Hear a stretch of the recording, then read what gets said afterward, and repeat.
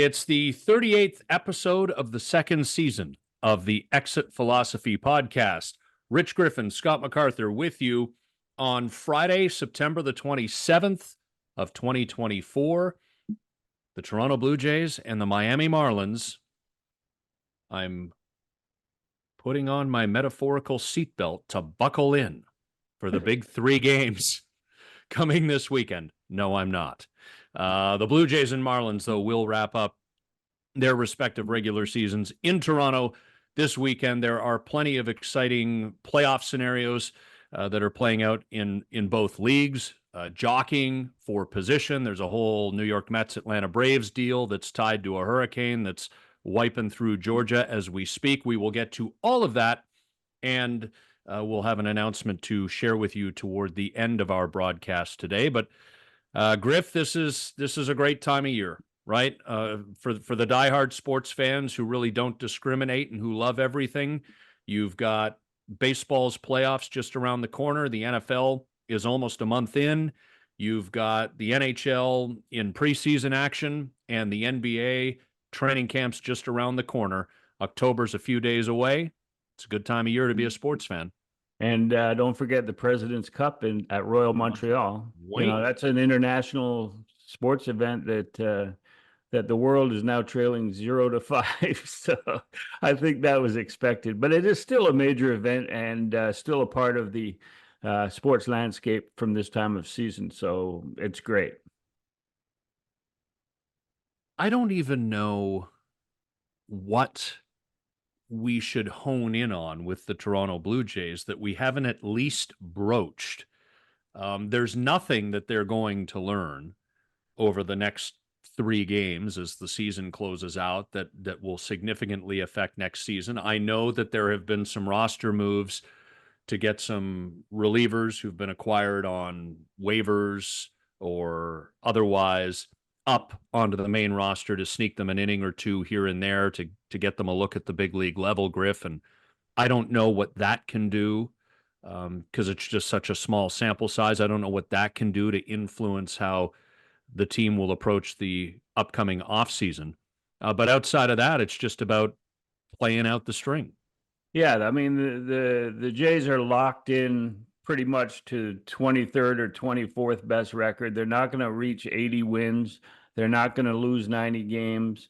And so the result of this weekend doesn't really matter. And, you know, like as you said, the waiver pitchers that they keep moving in and out. It's funny that, everybody talks about Rowdy Tellez and how he got screwed out of $200,000 bonus because they DFA'd him with 5 days left in the season rather than give him 4 at-bats that would have given him the bonus.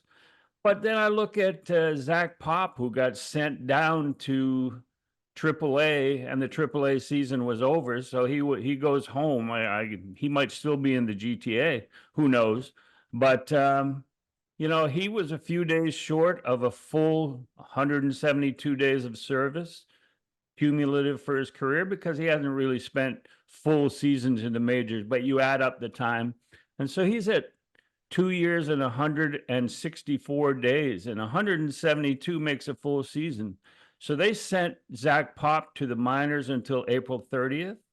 They sent him once during the season for a couple of weeks, and then they sent him 5 days at the end of the season. And now they have him for an extra year before his free agency. I think that's as sketchy a way of handling young players as is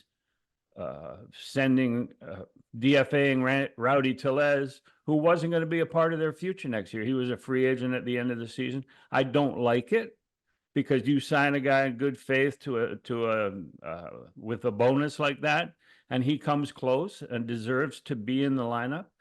But it's commonplace all around baseball, the service time manipulation, and I just point to Zach Pop as an example.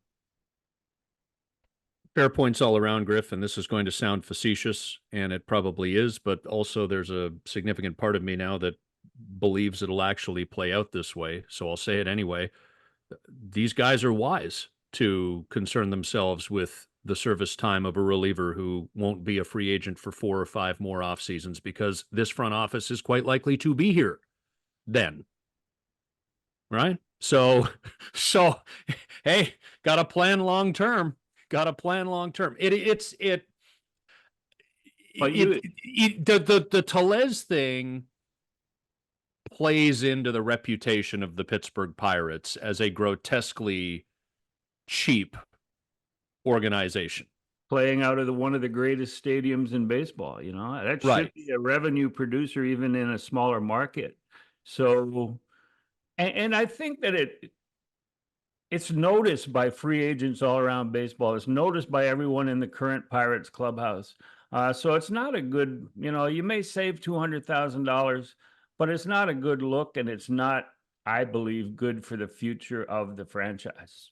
But you might ruin a relationship, like the Pirates might have ruined a relationship with Rowdy Tellez. Well, they weren't going to tender him No, and bring him back. They he was didn't. a free agent. Yeah, he was 6 years. He was 6 years. Yeah. Okay. So he wasn't coming back. He didn't have a good year. It might be hard for Rowdy to sign a major league contract heading into spring training next year. It might be a minor league deal with an invite just based on how this year went. That remains to be seen. The bottom line is, though, I mean, you might ruffle the feathers of the agent slightly, but these are smaller fish, the Tellezes and the Pops of the world, and it's happening all around the league, Griff. Is there a solution that needs to be discussed here? Are we at a point, especially with a guy like Tellez, who's got 5 years of service time, 5+ years of service time?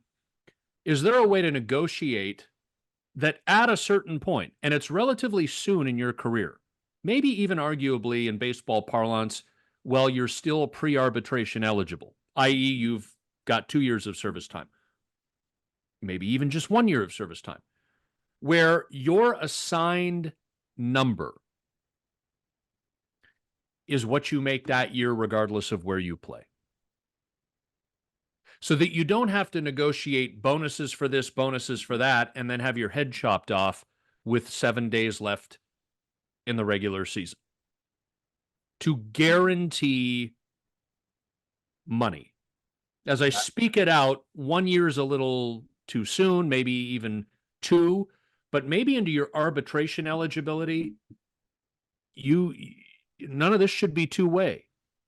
You mean you're advocating a floor for years of service? Well, it's just like if I've agreed to 700 not agreed, I've been told I'm making $750,000 in the second year of my major, or what I anticipate will be the second year of my major league service time, and I scuffle out of the gate and I've got options left and nobody else does. So 3 weeks into the season, you send me down, and we'll use the Jays as an example just for a location point. You send me down to Buffalo, and now I'm making $75K. And you may not bring me back until July or August, or heck, when the rosters expand in September, or maybe not at all. I just... Yeah, first of all, I think that if Daniel Vogelback got a job, Rowdy Tellez has plenty of work ahead of him in the future. He's better than that. He's a good guy in the clubhouse. But the other thing, I think that the Players Association, the union is taking notes every time something like this happens, every time the Rowdy Tellez, every time Zach Pop. They're taking notes. Now, the CBA is in place, I think, until after the 26th season, so it won't be a point until then. But we talked about it on a previous episode, or maybe just off air, is that I think that instead of a two-way contract, like you sign a major league contract, if you get sent to the minors, you're making minor league money. I think the first time you get called to the big leagues in any season, that you get that major league money for the rest of the year, so that they don't manipulate your time, they don't manipulate your salary, they don't save money by sending you back to the minors. The more people they bring up, like this succession of waiver claim relievers that the Jays have brought in, if each of them was receiving the major league minimum, not, prorated for the rest of the year from the time they were first called up, I think that it would change the way that players' lives are manipulated, their families are manipulated, and their contracts are manipulated. And the other thing is free agency after 6 years. We've seen it. We've talked about it. Baseball is becoming a young man's game where they're willing to live with the errors of youth, the fundamental errors that used to be 5 years in the minor leagues to learn all the ins and outs and all the minutia of playing the game of baseball. Now they don't care. They bring the best athletes in, which I approve of. Bring the best athletes in, live with their mistakes.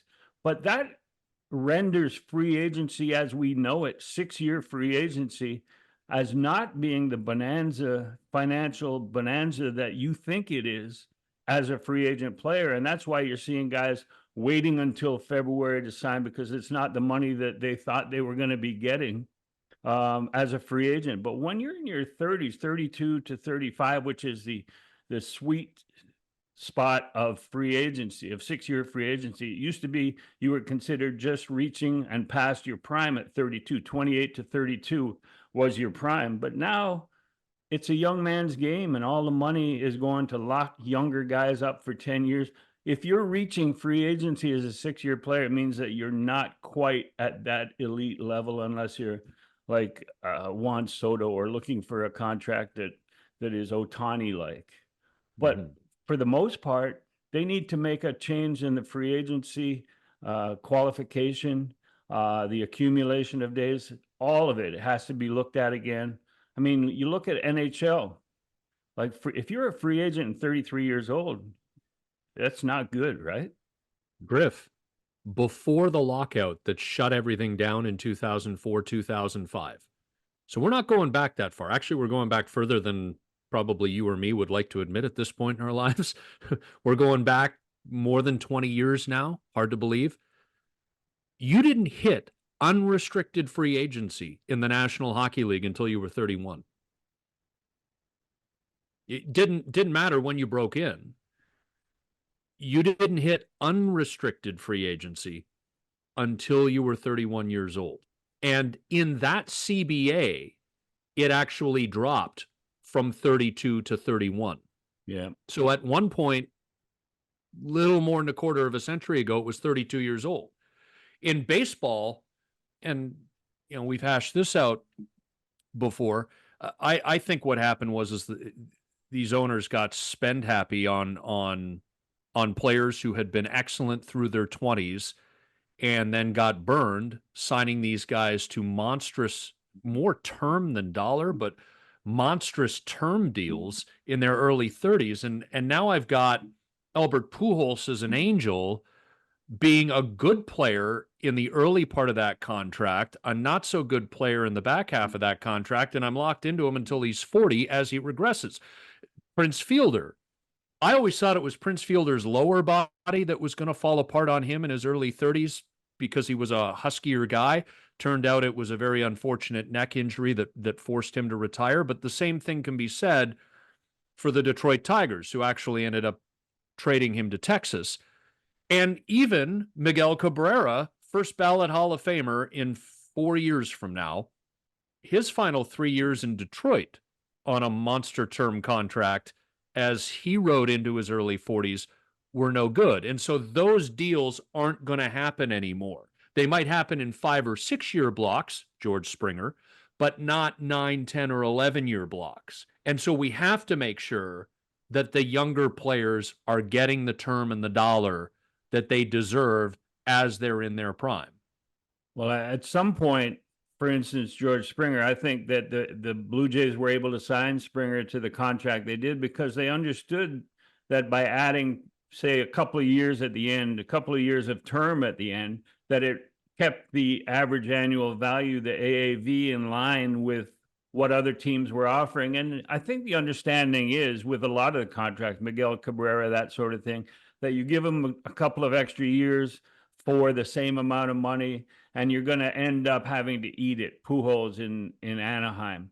You're going to end up having to eat it, but it's the only way you could have got the deal done. You don't want to goose the industry towards an untenable average annual value for the contract. So you add 2 years at the end for the same, say, $25 million, and then you understand that it's a bad contract at the end. You can send a guy home. You don't have to keep him. But I mean, you're going to end up with Springer, unless he has a huge turnaround, being like the last 2 years of Miguel Cabrera or the last 2 years of Albert Pujols, and it's not good. So they need to figure it out. You know, Vlad at 25 years old is worth a 10-year contract, and if you understand that years 9 and 10 might not be as good, so be it. You need to do that if you're going to re-sign him or keep him in Toronto. Well, but years 9 and 10, or you're looking at 35, 36 years old, not 40 or 41. Right. Absolutely. So there's less of a risk of it being bad.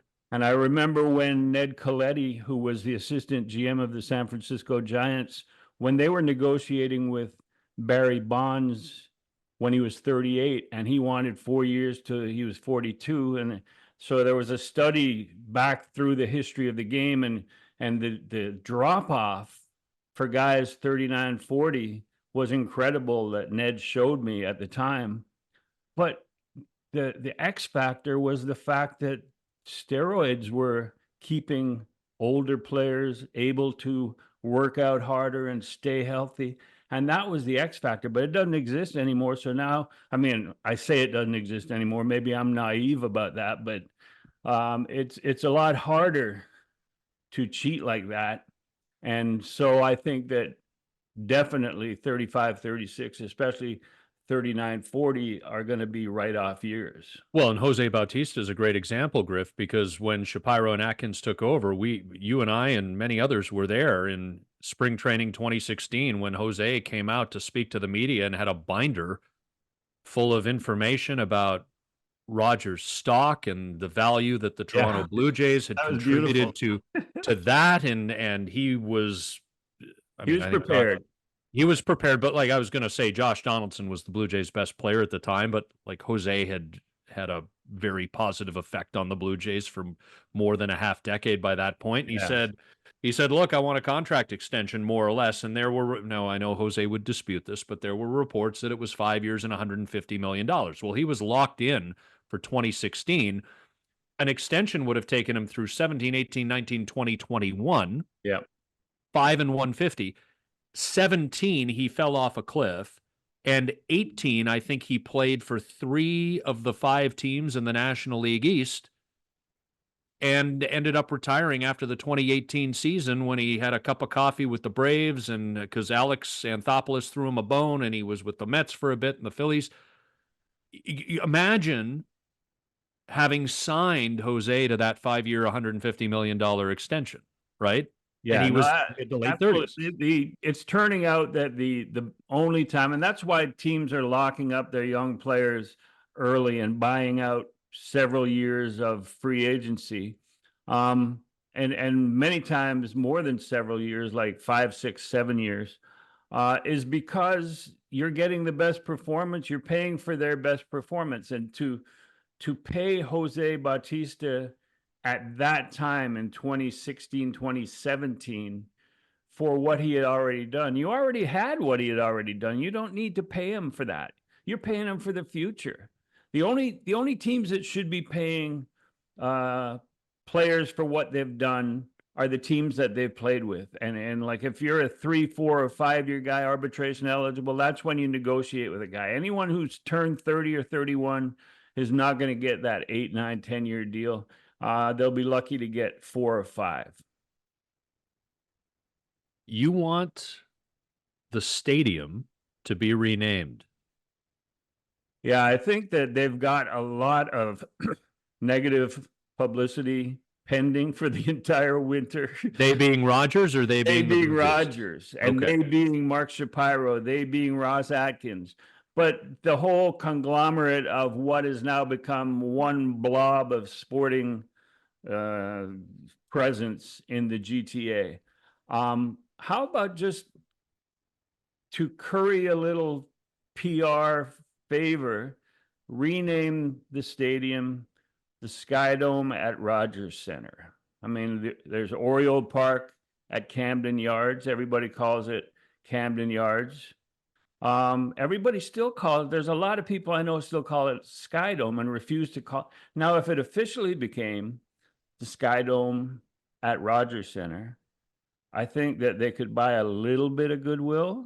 You know, they're going to need a lot more than that, but just a little bit of goodwill heading into the off season, because you and I talked off air about the number of venues for concerts and sports that now have the Rogers name on them, and you can't tell.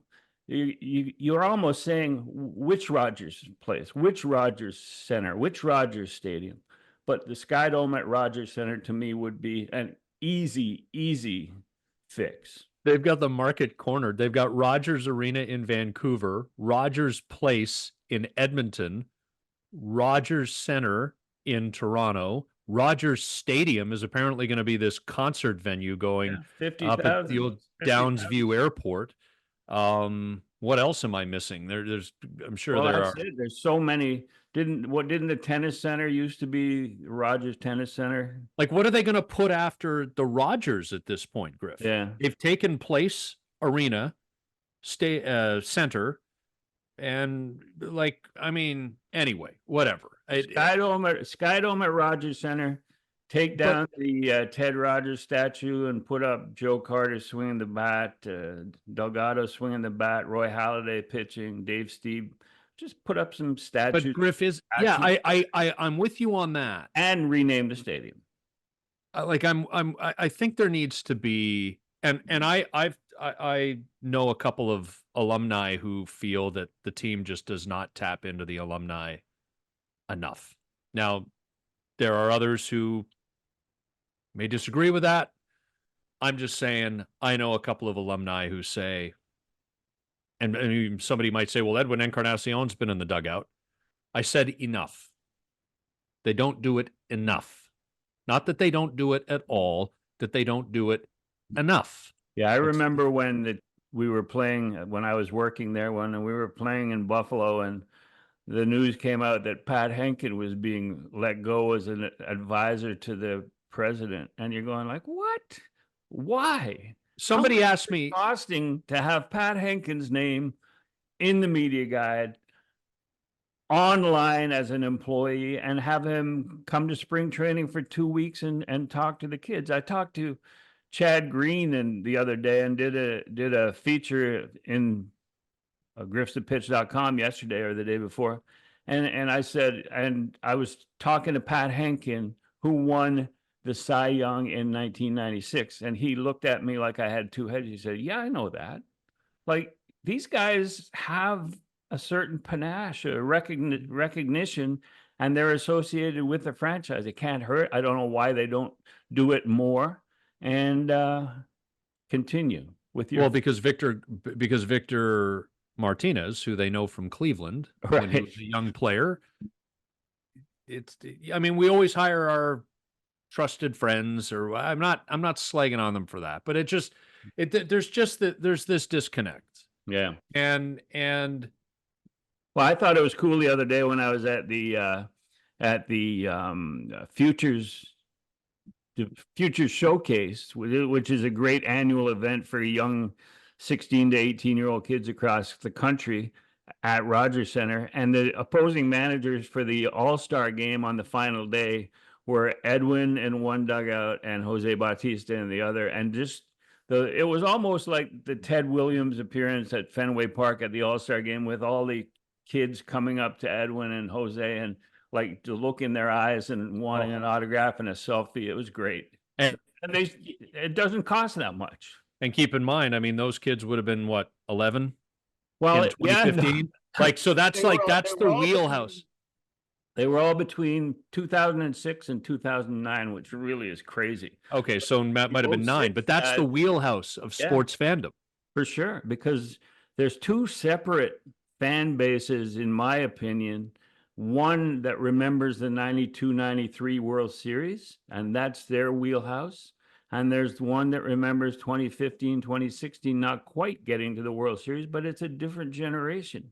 And you got to tap into that as much as they did for years and years into the 92-93 World Series. Yeah. Yeah. And I wonder how they get that back with the current product. I just don't see it, Griff. What I see is, and I'm not saying they're not accomplishing what they want to accomplish, but I think the stadium, it's the beauty, right? It's the perception and the reality melding together. The perception is, wow, this stadium looks really cool. It's kind of brand new. I want to go hang out there. The reality is that when you get there, you enjoy it. The product on the field may suck, but there's so much to do. There's a lot to eat. There's a lot to drink. It's kind of like a night out. Maybe it starts a Friday night out, and then we wander up to King West and have ourselves a time. And that works for the Blue Jays because the revenues just keep pouring in.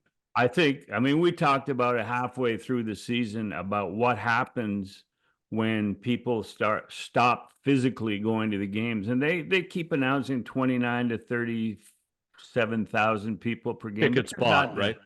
There's not that many people there. The other night, it was just like looking up at the upper deck. I would say that there was maybe 21,000 actual people there.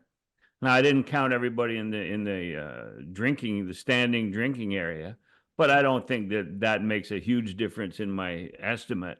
And they can't do that. And there was nothing there really in the lineup that they put on the field other than Vlad going for 200 hits and Vlad being the only hitter in the lineup that can really hurt anybody, which is amazing that he's posting the numbers that he is with no help. But there was nothing to excite fans and sort of encourage the casual fan who hadn't really been to the stadium to come out and see the actual baseball. You go see the stadium, great, but you should be going to see baseball. And there's nobody on that current group that really inspires you other than Vlad. Yeah. And this isn't necessarily the place for it, but I mean, does it not? And sports is generally innocuous, but we're too busy in our lives trying to survive, trying to get by, in some cases, hopefully trying to thrive.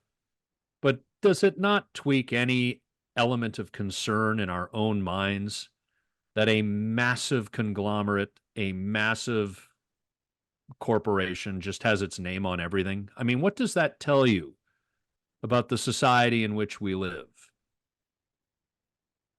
That's a question.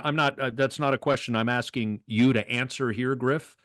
It's just, if you're listening to this podcast, notice it and ask yourself, is this a good thing?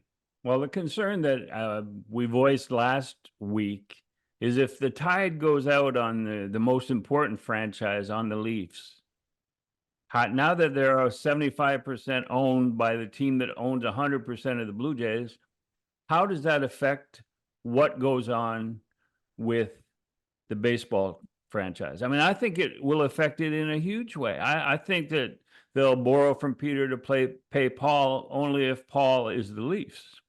See, I'm less concerned about that. I'm less concerned about that and more just, I mean, I've been inside the walls and more happily outside the walls.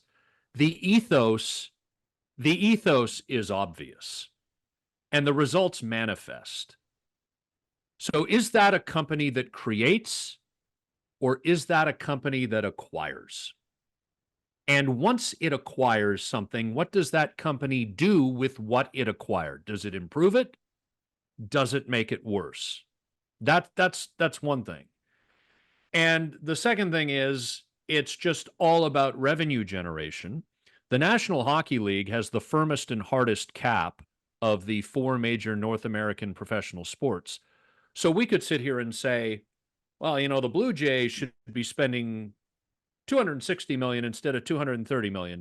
But nobody's calling Rogers cheap in terms of resources provided to the Toronto Blue Jays right now. The Toronto Maple Leafs, from a player payroll perspective, are extremely cost controlled because in reality, given the interest and the revenues generated by that brand, by that logo alone, in an uncapped league, the Maple Leafs, along with the New York Rangers, maybe the Boston Bruins, Detroit Red Wings, Chicago, there are a handful of teams, but the Leafs are certainly one of them, where you could, on player payroll, outspend most of the competition in the National Hockey League by at least double. But you don't get to do that because of the hard cap. So nobody can sit here and say Rogers is cheap because they're going to spend to the cap. It's going to be $85 million, then it'll bump up to 86.5, bump up to 88. It's all inflated. What inflation plays like it's kind of an easy sell for them. They're never going to get hit with the "you're cheap" allegation. Yeah, definitely the union. And when you compare the union in baseball to any other sport, it's the most powerful. It was the first in the early 60s with Marvin Miller. They asserted themselves and they got to the never, ever a salary cap, which is great for the players. Not so great for the smaller organizations, because in the NFL, you share equally in broadcast revenues, right? Mm-hmm. So baseball is different. Hockey, I would like to think the Habs would be involved in the scenario that you described, where just the revenue from merch and from the logo and That's being, fair. yeah. But there's not too many NHL teams that would benefit in that way or that generate that much revenue. Rangers, correct. I'm pretty sure that they're in that group. But baseball sort of governs itself because they don't, that's what the luxury tax is all about. And every team's trying to get back or make sure they don't go over that tax 2 years in a row or 3 years in a row. And they trade all their veterans at the deadline, like the Jays did, to try and get it down so they start fresh on a new clock. It is a restriction, but it's certainly not as sort of controlling as the one in the NHL or the NFL. Mm-hmm. Yeah, well, I really hope it's not a rob Peter to pay Paul situation like you fear, but it's just I brought it up last week, and I'll repeat it here in case you're listening and didn't hear last week's episode. The Boston Red Sox are behaving like a mid-market team. And what happened in Boston? Well, Fenway Sports Group, John Henry, the principal owner, bought the city's biggest newspaper, the Boston Globe, a little more than a decade ago. It owns Nesson, the station that broadcasts Red Sox games. The places you can go to get hard and firm accountability for the behavior of the Boston Red Sox, even in a Red Sox crazy town like Boston, where sports talk radio actually still matters, one of the few markets where it still does. There are none north of the border where it still matters. But in Boston, it does. 2 thriving sports talk radio stations. But the number of places you can go as Joe or Jill Q fan for firm accountability of the most popular local sports team, the Red Sox in this case in Boston, has dwindled. I would argue it is worse by multiple fold in Toronto when you consider that Rogers continues to gobble up the sports teams. It has obviously the broadcast rights of the Toronto Blue Jays, the majority of the Maple Leafs games, half the Raptors games. I just don't see, and this is also in an era where newspapers are essentially dying, and there's been no adequate replacement that has to adhere to a firm journalistic standard. And so, where do you go where do you go for that firm accountability? And that's my big concern, because the revenues are just going to continue to churn out. Leafs tickets will always be impossible to get, especially if you're not rich. And who's going to call the Toronto Blue Jays out on their bullshit? Because it's not happening enough.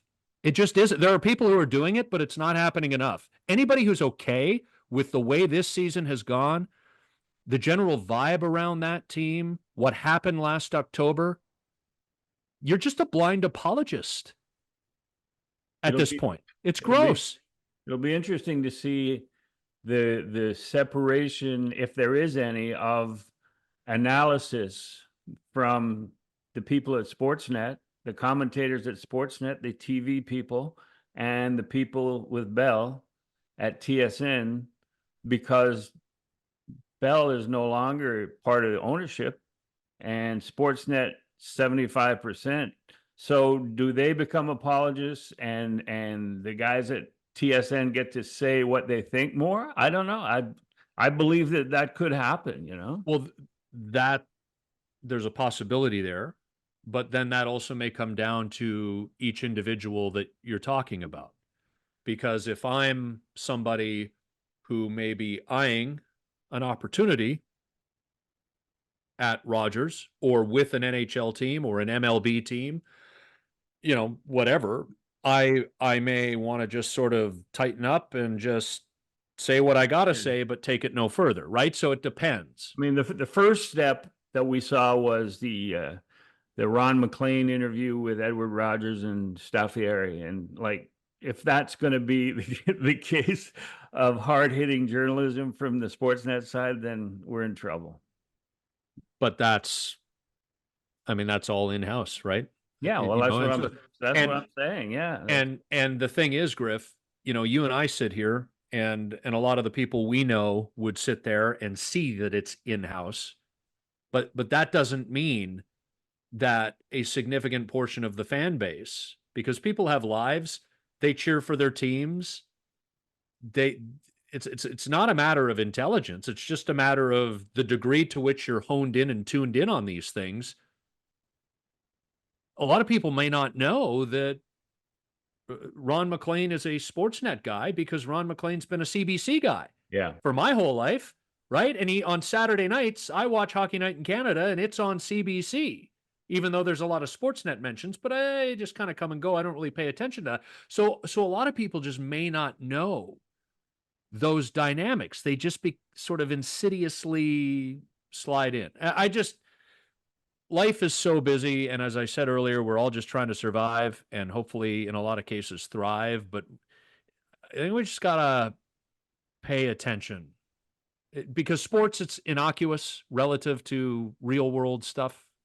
This is real world. It's real business. It's millions, billions of dollars. But in terms of what really affects the world, we just got to be aware. I want to talk about the whiny baseball players and organizations of today when it comes to a scheduled doubleheader on Monday in Atlanta because of two rainouts between the Mets and the Braves, and how they're making it sound like this is the bravest thing two teams have ever done, is to play on the off day before the playoffs start. A doubleheader, ooh. I want to bring up a story from personal experience, and it was in 1979 when I was working with the Expos, and there was a weekend series against the Phillies on the final weekend of the year at Olympic Stadium. And on the Sunday, there was a pile of everyone's luggage was there in the clubhouse. If the Expos had won that game, they would go to Atlanta, coincidence, and play a doubleheader, needing to win both games of the doubleheader to tie the Pirates and force a one-game playoff. Now, what had happened was that on August 25th, 26th, I think it was somewhere between Hurricanes Claudette and David, was the first year that they named hurricanes after men. So that's how I remember it. There was back-to-back rainouts. And on the 25th, I was up with Dave Van Horn in his broadcast booth, and we're watching They just needed to finish the fifth inning, and the umpires were trying to get this game going. Top of the fifth, and the Expos had a 3 or 4 run lead, and Rodney Scott, instead of just swinging through pitches and getting out of there and then allowing Dan Schatzeder to go out and finish the game, he kept fouling pitches off and then walking around the batter's box and then getting back in and adjusting his gloves. And like, we're going, just swing and miss, just swing and miss. Like Alfredo Griffin in 93 or 2. Yeah. So in the bottom of the fifth inning, you only need 3 outs. Schatzeder got 2 outs. Left-hander, is a good athlete, good guy. But with 2 outs, he gets the baseball back from, I think it was Dick Stello was the home plate umpire. And he's like trying to get a grip on the ball. Just throw it over the plate. They want to get out of there as badly as you do, because the Braves weren't the team that was going to matter in the postseason. And he holds up his hands and he tells the umpire, I can't grip the ball. And so the game is called, the tarp goes out, the game is over. The next day is rained out, and that created the situation where we would have had to go back on October 1st. And it was John Kibler, by the way, the umpire. We would have had to go back out and finish that game up. And that is what is, and in September, after that August 25th, 26th, in September, the Expos played 7 doubleheaders, all as a result of rainouts earlier in the season. There was no roof on Olympic Stadium at that time. The Olympics had just taken place, and they're not allowed to have a roof. The roof was in Marseille, being eaten by rats in a warehouse, and it was the first generation of bulletproof rats because the roof was made of Kevlar. So what happened was that the Expos went 23-11, played 34 games in September in a 30 game or a 30 month 30-day month. And now we have teams complaining about having to play 2 doubleheaders in a month, and we have a team complaining about having to go back to Atlanta. And I'm just done with it. Bring back the old days when men were men. Richard, the Mets, my Mets got to go back to Atlanta thanks to climate change. It's a hoax, though. It's a hoax on Fox News. But maybe if it stopped heating up. I forgot Gibby was going to be there. Yeah. They're fricking and they're fracking. I'll have to get in touch with him and ask him his opinion on that. But well, isn't it interesting? I think we were talking about it 3 or 4 weeks ago when looking at the National League standings, or it was tied to how the Blue Jays had series against both the Braves and the Mets in the month of September, and could affect the Anthopoulos or Gibbons teams making the playoffs. And now it looks like it's Gibbons versus Anthopoulos. Very different roles on their respective teams, obviously, but it's Gibbons versus Anthopoulos potentially on Monday for playoff seeding, or in the Braves case, just to get in. And Dana Brown, former Anthopoulos assistant, now GM of the Houston Astros, and they're one of my 2 favorites to get to the World Series. I mean, they've bounced back strong. They have Kikuchi. They've lost 1 Kikuchi start since he went over there, and their bullpen is strong. And I believe in strong bullpens going to the World Series ever since the 2010 San Francisco Giants set the standard. And since then, I mean, you look at the Kansas City Royals that beat the Blue Jays in 2015. That was a powerful bullpen. That was a 3-headed monster coming out. Herrera, Davis, and Holland, right? Yeah, and like I there's a lot of Blue Jays connections left in the postseason. Unfortunately, the Blue Jays aren't one of them. Yeah, and Cleveland's going to the playoffs too, with their current front office. Yeah, with their current front office, yes. Yeah. But I mean, how about Detroit? And you mentioned bullpens, and Detroit's got a pretty good one there, Griff. And Cleveland and Detroit have the 2 best bullpens, to my mind, in the American League. And if you think bullpens are that important, maybe one of those 2 who admittedly both picked on the White Sox to get to their nosebleed records. There are fewer times than they would have a few years Yeah, ago. that's But right. Yeah. So, yeah, since you're playing every team and it's gone from 19 in intra division games to 12 or 13. Yeah. 13. Yeah. So, okay, I'll take that off the table as a criticism. Well, you're not wrong, but you're less right than you would have been Oh, here's 3 or 4 another years ago. here's another interesting factor. For the first time since 2022, the American League East is no longer the best division in baseball. They have been in 23 and all of 24. They got as high as 50 games over 500 as a division, and now they're down to 31.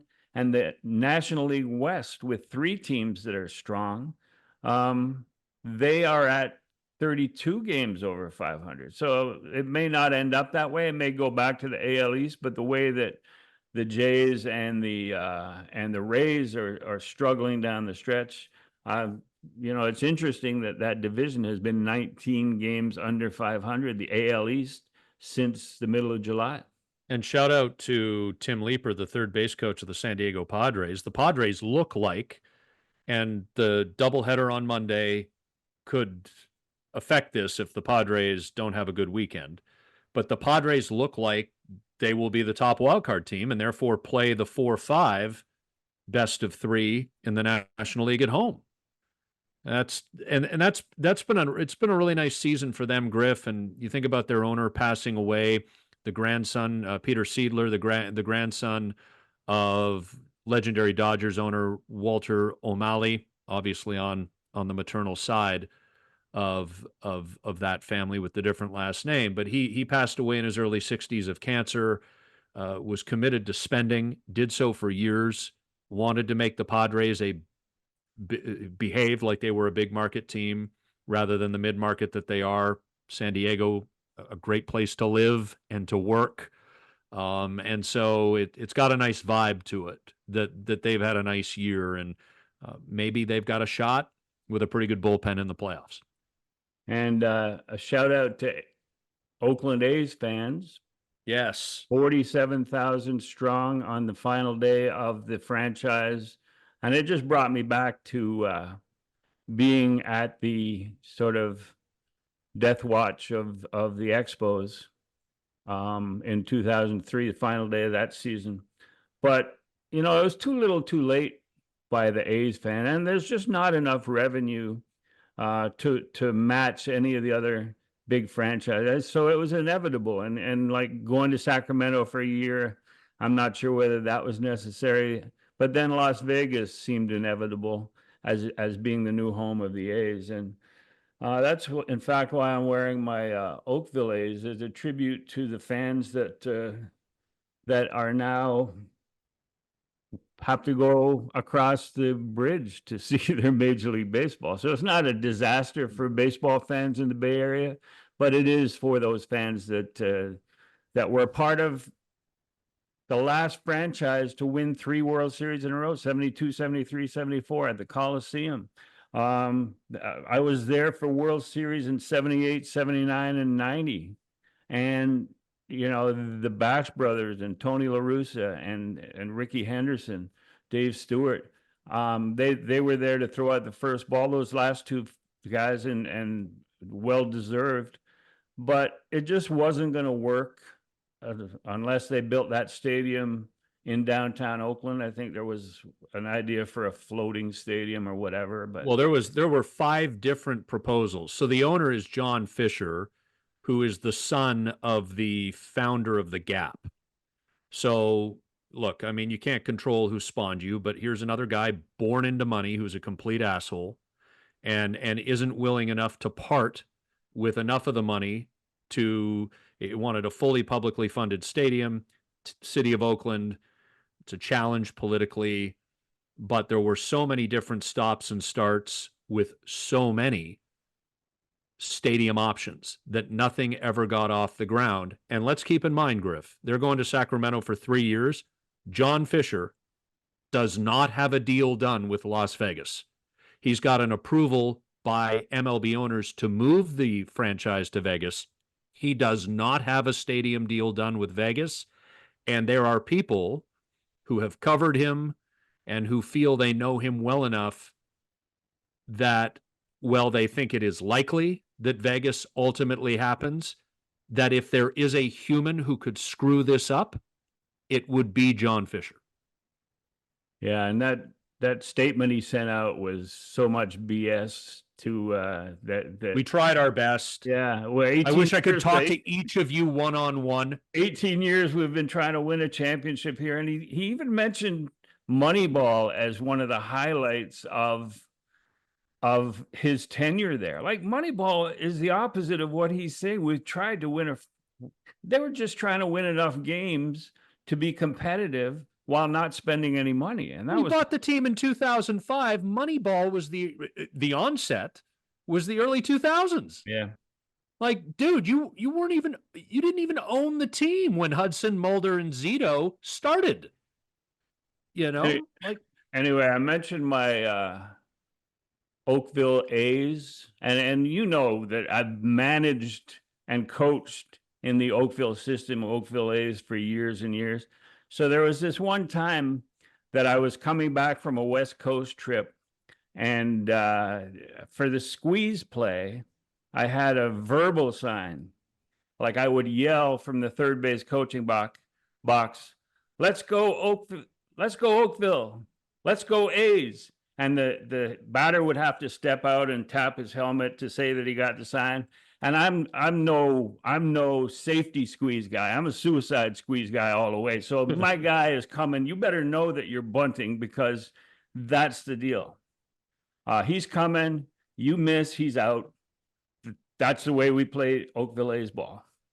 So I'm there, I'm getting ready to call the squeeze. I go, "Let's go Oakland, let's go A's." And everyone in our dugout, everyone on the field turned around and goes, "What?" "Let's go Oakland?" So they knew something was coming, so I had to change my sign. But I always remember that because it was kind of embarrassing. And if I had been on a trip to Florida, it wouldn't have happened. And that walk to Oakville Park North is just the same as that walk from the BART station to the Coliseum in Oakland, right? Yeah, less chance of getting bushwhacked. Two very similar experiences. All right, with that, Griff, we'll put a wrap on this, and you know, I just want to preview off the top that we'd be sharing an announcement at the end of the program, and that is that for me, this is my last episode, and I just want to say a couple of things because I've really enjoyed the experience of working with you, and I look forward to being in consistent touch with you beyond this podcast, because I think we both certainly enjoyed that through the years. I'm not going to get into too many details, but life has in the last month gotten predictably, so I saw it coming, but predictably really busy, and in a good way, in good ways. And so it's with regret, but with the proper intent that I have to step aside and focus myself in other areas. And these are other areas that I'm not going to get into here. You, Griff, know what they are. And I'm really enjoying those areas. And so I'm going to plunge further into those and move forward. You know, specifically, to repeat what I said off the top, how much I've enjoyed working with you. I thank you. This was your idea, and I've had a lot of fun with it. I also do want to say that regardless of whether you, the royal you, not you, Griff, although it applies to you too, whether you have agreed or disagreed with what I have said about the state of the Toronto Blue Jays, the front office, decisions that have been made, agree or disagree, I want the one thing that you walk away, if you were a faithful listener, that you walk away with and be sure about, is that I always told you what I believe to be true and my real opinion. And so part of this is that as much as I enjoy working on the podcast with you, Griff, I'm really not enjoying Toronto Blue Jays baseball. And so I have to look at that and be honest with myself and say, where does it fit in my life going forward? And so it's easier for me right now to be a fan of whatever degree that ends up being, but that I'm not feeling like I have to hone in and lock in on subject matter that really is daily subject matter for 7 or 8 months of the year at this point in my life, given all of the other opportunities and uh, projects, if you will, that I'm working on. So I'm going to step aside. I'm going to wish the Toronto Blue Jays the very best because the fan, you, not the radio station, the fan, you, the fans deserve it. And I really hope that you as an individual or you with your group of friends, people who cheer for this team, do what you can, whatever that is, to ensure that there is accountability for poor performance and poor results, because this is one of the best fan bases in Major League Baseball, in one of the best cities in Major League Baseball, and very uniquely, a country from coast to coast full of Toronto Blue Jays fans. And so I hope for you that things improve with the baseball team. Thanks, Scotty. And I'm going to miss you. One of my favorite things was when I'd go out to the Jays games or around with friends, and they would say, "You and Scotty Mac really have a rapport on air. You're great. It's clear that you're really good friends." And we traveled together when you were on the beat, but we never got as close as we are now. And I love you and I appreciate it. I'm going to try and continue, find someone who's got your passion, your sense of humor. And in the meantime, I'm going to try and fill in with some conversations that I've got coming up. But I will always remember what you taught me here. And we'll try and continue the tradition. And we're going to stay in touch. And I certainly will be listening, and we will be in touch. This is not the end of our friendship by any stretch of the imagination. And just so you know, Griff and I have been talking about this for a couple of months. So it's something I could project, and it's something that has been just given the schedule I now have in my life. It's something that's been reinforced by that schedule now that I'm experiencing it. And so now is the time. But thank you so much to you, Griff. Thank you to everybody who helped behind the scenes. Thank you to you for being a faithful listener or a first-time listener or anywhere in between. And I'm not retiring from media necessarily, but if I was doing a baseball podcast, it would be with Griff. So I'm stepping away from baseball and sports media, and I think this is probably that final bow on my career that spanned a couple of decades in that field. So thank you for your commitment, your support, and I will be a faithful listener to Exit Philosophy, or whatever you call it, Griff, going forward. Thanks, Scotty. And just a note for the listeners, I'll keep you up to date on the plans to continue Exit Philosophy, when we'll be able to do it, who a new host might be. And I'll do that on Griff the Pitch and Twitter, and I'll just keep you informed. And I just know that it won't be quite as fun or funny or incisive. Angry. Incisive was the word I wanted to use, but as it has been for 2 years with Scotty Mac, and I appreciate it, and I love you. Love you too.